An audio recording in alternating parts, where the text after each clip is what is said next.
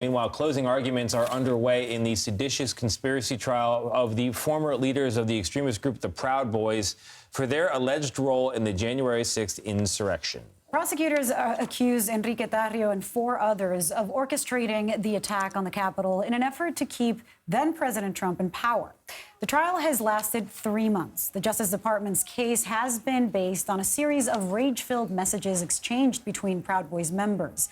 The defense has tried to paint the group as nothing more than a boisterous drinking club, but this federal trial is not the only legal case that the group is facing. All right, so for more on all of it, let's bring in Damon Hewitt. He is the president and executive director of the Lawyers Committee for Civil Rights Under Law. Damon, thank you very much for being here. Seditious conspiracy, to remind our viewers and me, it's tough to prove. What goes into the government's effort to proving this case? What do they have to establish?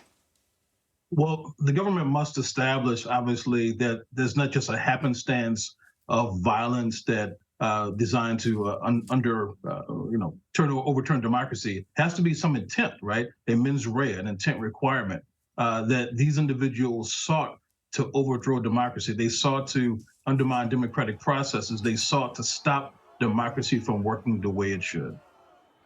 Now, Damon, your organization had also filed a civil suits. Let's talk about one, Smith versus Trump. This was filed on behalf of Capitol Police officers who defended the building on January 6th. How does this go beyond the criminal trial? Well, there's at least 3 different types of potential liability. There's the criminal prosecution process, and sometimes you get convictions, sometimes you don't. Sometimes people plead guilty, sometimes they don't. We've seen that throughout the prosecutions from DOJ.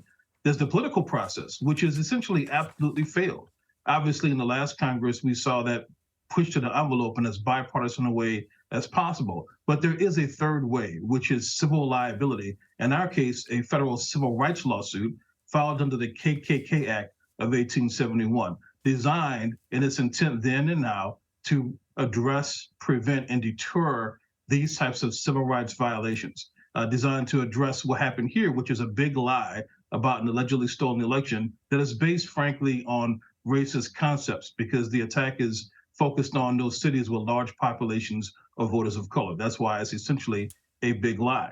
And so this third way of civil liability is designed not just to have some type of financial payment to the clients, but to address the real harms to our clients, Capitol Police officers who put their lives on the line, not just to protect life and property, but also democracy itself.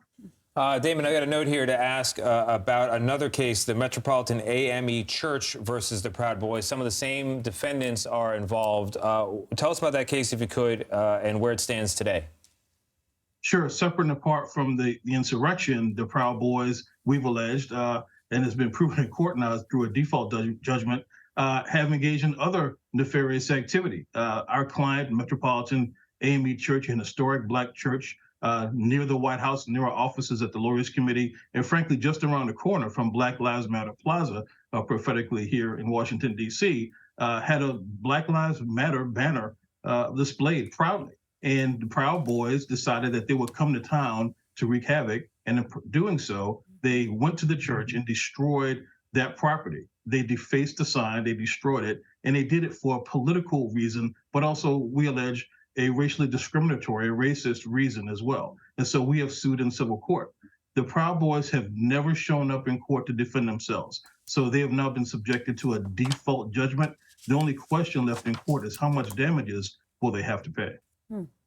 We'll see that. Yeah, interesting. We don't have I'd say we need a response from the Proud Boys or their organization, but if they're not showing up to defend themselves at all, you got a default judgment. So there we are. Damon Hewitt, thank you very much. Thank you so much.